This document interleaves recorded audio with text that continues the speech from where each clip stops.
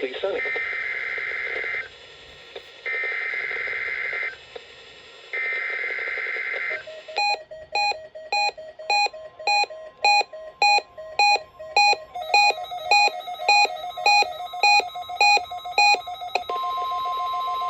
This is a weekly test of the NOAA radio warning device.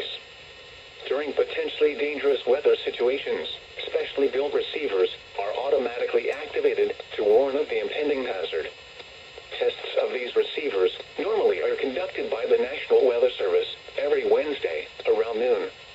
When there is a threat of or existing severe weather in the area on Wednesday, the test is postponed until the next good weather day.